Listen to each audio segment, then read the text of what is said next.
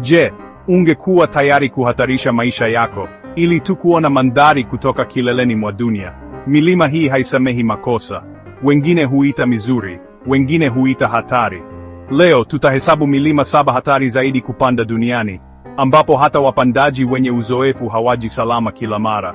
Lakini kwanza, hebu tuanze na mlima wa 7, na usisahau kicheko kidogo njiani. Nambari 7, Mlima Everest, Nepal. Urefu mita 8,848 au futi 29,029. Mlima mrefu zaidi duniani. Lakini hata Everest imechukua maisha zaidi ya watu 300. Hewa nyembamba, baridi kali, kuanguka vibaya na sasa msongamano wa watu. Kupanda Everest sio lengo tu, ni kamari. Na unajua nini? Hata kwenye kilele cha dunia, bado utapata foleni. Nambari 6, Kangchenjunga, kwenye mpaka wa Nepal na India. Urefu mita 8,586 au futi 28,169. Mlima wa 3 kwa urefu duniani. Ni kimya, mbali na hatari. Wachache wamefika kileleni, wengi hawaishi safari. Na kama unafikiri mlima huu ni mrefu, subiri uone orodha ya vitu vya kufanya nyumbani. Nambari 5, The Eiger, Uswisi.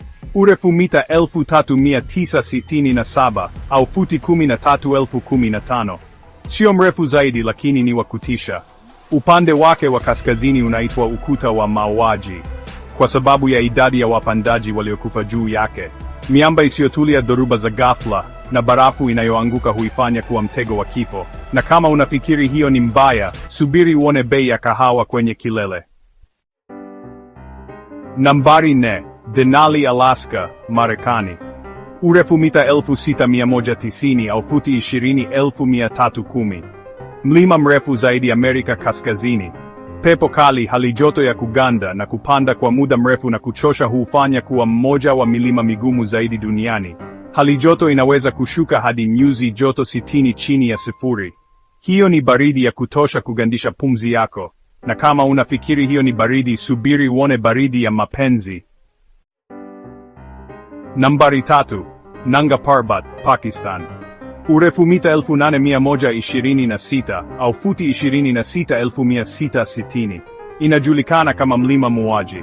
Ni mbali, mwinuko, na ina ukubwa wa barafu ambao wachache huthubutu kupanda. Wakati wa baridi inakuwa karibu haiwezekani.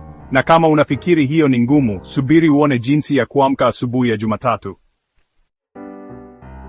Nambari 2, Kaiduo, kwenye mpaka wa Pakistan na China. Urefu mita 8,611 au futi 28,251. Ni mlima wa pili kwa urefu duniani, na labda mgumu zaidi. Mwinuko, barafu na mkali. Hali ya hewa inaweza kubadilika kwa dakika chache. Hata helikopta haiwezi kukuokoa kileleni. Mwaka 2008, wapandaji 11 walikufa kwenye Kaiduo katika siku moja tu. Na kama unafikiri hiyo ni mbaya, subiri uone foleni ya kuingia kwenye klabu maarufu. Nambari 1, Annapurna Per, Nepal. Urefu mita 891 au futi 26,545. Moja ya vilele hatari zaidi kupandwa. Mpandaji mmoja kati ya 3 wanaojaribu kufika kileleni hufa. Kwa nini?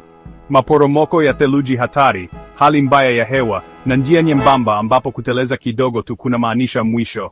Na kama unafikiri hiyo ni hatari, subiri uone jinsi ya kuvuka barabara ya mjini bila kuangalia pande zote. If you enjoyed this thrilling journey through the world's most dangerous mountains, don't forget to like, share, and subscribe for more adventurous content. And tell us in the comments, which mountain would you dare to climb?